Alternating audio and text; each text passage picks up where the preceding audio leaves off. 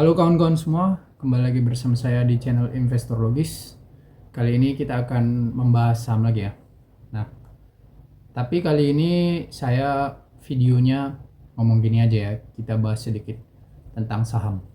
Sambil kita makan ini dulu, Astor.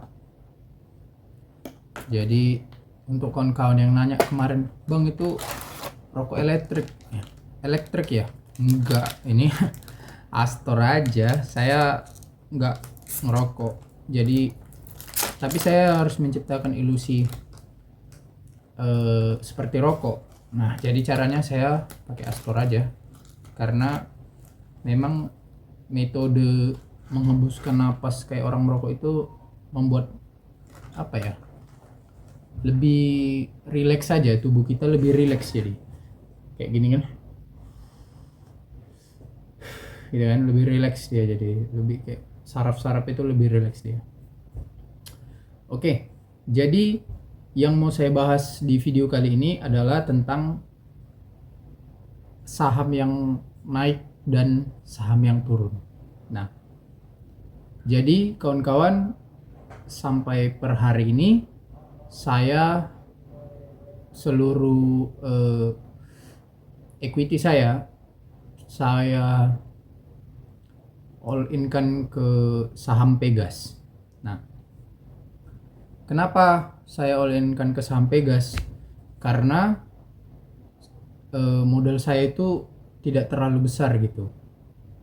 Jadi saya kalau mau menikmati hasil dari capital gain atau dividen yang lebih terasa, saya harus memusatkan konsentrasi saya ke satu saham. Mungkin ini akan menimbulkan spekulasi gitu terkait ada yang kuat percaya sama teori diversifikasi, ada yang lebih percaya teorinya Warren Buffett yang mengatakan kalau diversifikasi itu hanya buat melindungi ketidaktahuan kita. Jadi kalau kita nggak tahu ya memang kita harus diversifikasi gitu kan. Nah, tetapi setelah saya pikir-pikir, memang lebih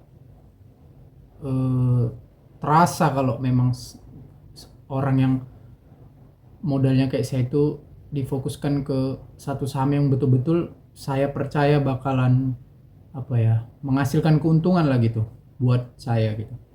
Nah, jadi ini drive portofolionya, gambaran portofolionya. Nah, jadi saya kan pakai aplikasi iPod gitu, tampilannya kayak gini. Kalau yang lain-lain ya mungkin agak berbeda tapi sama aja nih itu fungsi dari fiturnya gitu kan.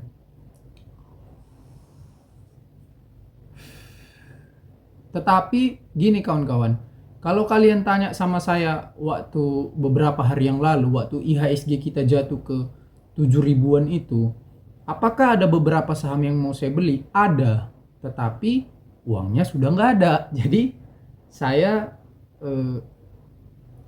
karena fokus ke satu saham ya satu sama aja gitu kan. Tapi kalau kalian yang memang memiliki modal yang cukup besar dan lebih terasa kalau lebih suka diversifikasi, pada saat IHSG kita ke 7000 itu banyak saham yang murah yang berkualitas gini.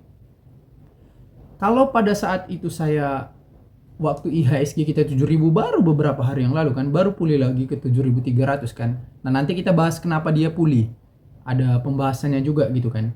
Nah, kenapa saya nggak beli saham yang lain karena saya sudah fokus di satu saham tadi kan. Tetapi apakah ada saham yang mau saya beli pada saat IHSG di 7 ribuan itu? Ada. Contohnya misalnya BBRI gitu.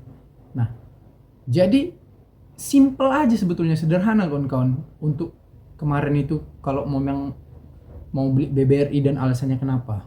Gini, BBRI itu adalah bank gitu kan, sektor perbankan. Dia masuk Big Four bank, jangan-jangan salah satu bank terbesar di Indonesia kan? Ya memang iyalah. BRI baik dari sisi nasabah atau aset gitu kan. Karena kalau aset ya memang mungkin BCA gitu kan. Nah, kekuatan brand BRI ini kuat kali kan gitu kan. Dia ada, saya baca berita dia itu masuk 10 brand bank yang paling kuat di dunia gitu. Di dunia cuy. Harganya turun dan mencapai harga terendah dalam 1 tahun terakhir. Kalau nggak salah di 4.400 atau 4.500, saya lupa, nanti kita coba tampilkan grafiknya di sini ya kan. Nah, tetapi per hari ini setelah IHSG kita naik lagi ke 7.300, harga sahamnya kalau kalian beli di bawah itu udah untung sekitar 7 sampai 8% gitu kan, karena udah naik, dia kan naik lagi kan. Mungkin di 4.900 terakhir kali saya lihat ya. Ini kan hari Sabtu tutup perdagangan kan. Nah, jadi sederhana banget gitu. Kalau misalnya dia sudah sampai di titik terendah, harga terendah dalam 1 tahun terakhir, sementara laba kuartal satunya bertumbuh, jadi gak ada alasan sebetulnya untuk dia turun. Alasannya itu hanya temporary, sementara gitu. Nah, apa yang membuat alasan sementara itu? Ini berkaitan juga dengan pembahasan, sebetulnya udah pernah saya buat videonya terkait kenapa harga saham turun, IHSG turun gitu kan. Sederhana banget perbankan itu, kawan-kawan. Kalau nilai tukar rupiah terhadap dolar melemah, rupiahnya melemah gitu kan.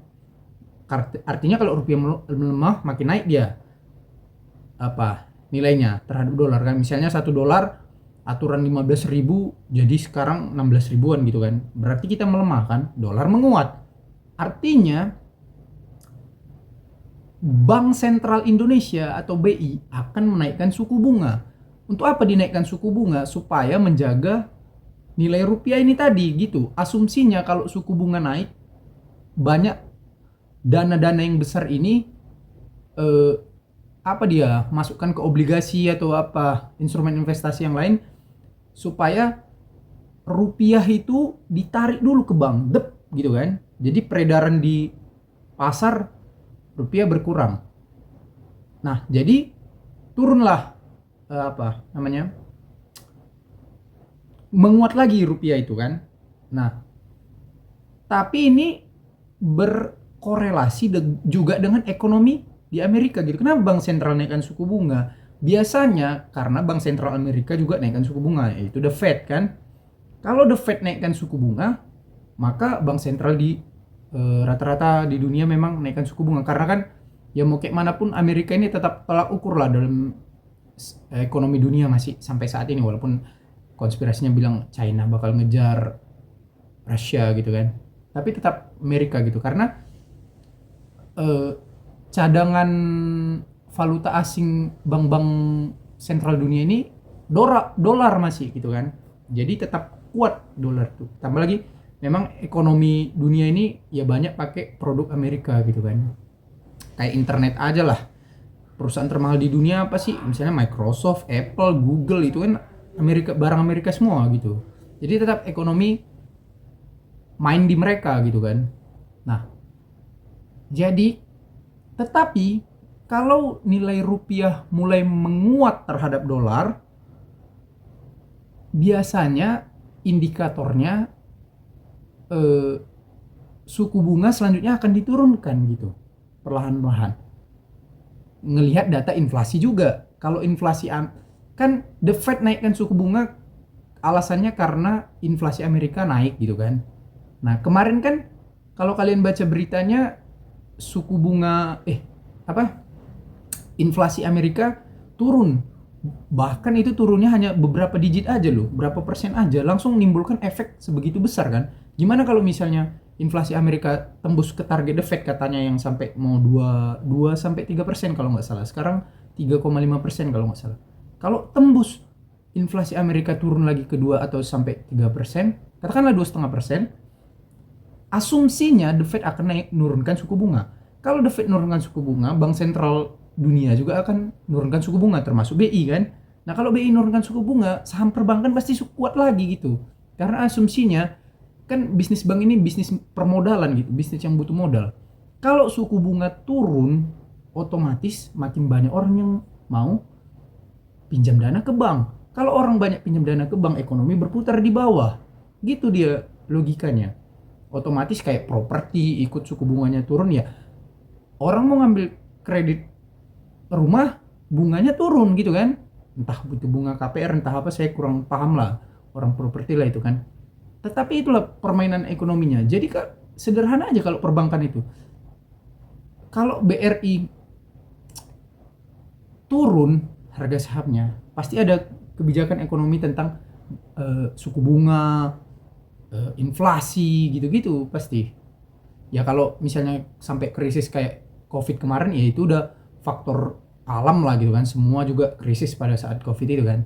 Nah, tapi kalau kayak gini dia recovernya biasanya ya cepat aja gitu. Kalau misalnya ekonominya membaik lagi dan suku bunga diturunkan lagi, misalnya nanti ini kan BI rate 6,5% kalau saya nggak salah kan. Coba nanti BI rate diturunkan suku bunganya ke 6% aja atau 5% sampai ke 5%. Pasti saham perbankan bullish semua gitu. Karena memang itu dia jalur perputarannya gitu. Jalur perputaran ekonominya gitu. Nah, jadi kenapa pada saat itu saya nggak beli saham BRI? Bukan nggak mau saya beli BRI. All in pun saya berani kalau ada lagi dananya banyak. Pada saat BRI jatuh kali itu, karena saya tahu dia bakal ujung-ujungnya naik lagi juga kalau suku bunga turun ataupun keadaan ekonomi membaik lagi gitu. Nah, kalau sampai BRI ke 2000, ke 1000 itu berat kali kawan-kawan. Ke 3000 aja berat kali, ke 4000 aja sebetulnya berat juga karena ya dia tetap akan bertumbuh labanya gitu. Jadi itu alasannya kenapa saya katakan saya berani masuk BRI kalau misalnya kemarin tuh masih ada dananya gitu. Nah, kemudian Astra, ASII gitu kan, Astra. Astra ini kan perusahaan yang company jelas, produk kuat, brand kuat. Kalau kita hitung valuasinya PBV-nya udah di bawah 1, PE ratio-nya, PBV satunya itu 6.000 kan kalau kita hitung lagi. Ya kan?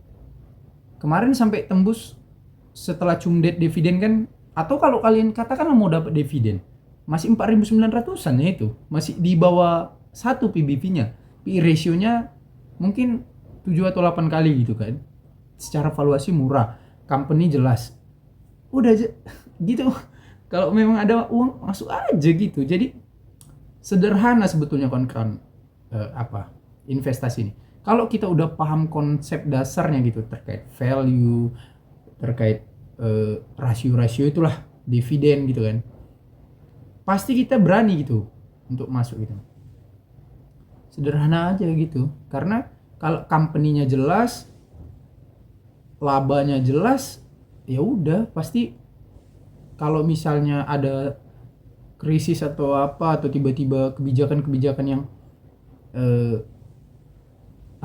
menurunkan ekonomi, pasti itu temporary aja, sementara, nanti akan pulih lagi dia gitu kan kawan.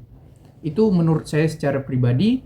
Mungkin ada kawan-kawan yang berpendapat lain, silakan tulis di kolom komentar ya untuk jadi bahan diskusi kita gitu. Karena kan kita di sini sama-sama belajar. Ini yang saya bilang hasil dari yang saya pelajari gitu. Ya kan? Kalau kawan-kawan ada pendapat lain, nggak apa-apa, silakan ditulis di kolom komentar biar kita diskusikan. Oke kawan-kawan, sampai jumpa di video berikutnya. Semoga bisa bermanfaat dan terima kasih. Thank you. Halo kawan-kawan semua, khusus untuk kamu yang masih pemula dan dari nol sekali, saya sudah menyiapkan ebook untuk belajar langkah-langkah investasi saham dari nol lewat ebook ini.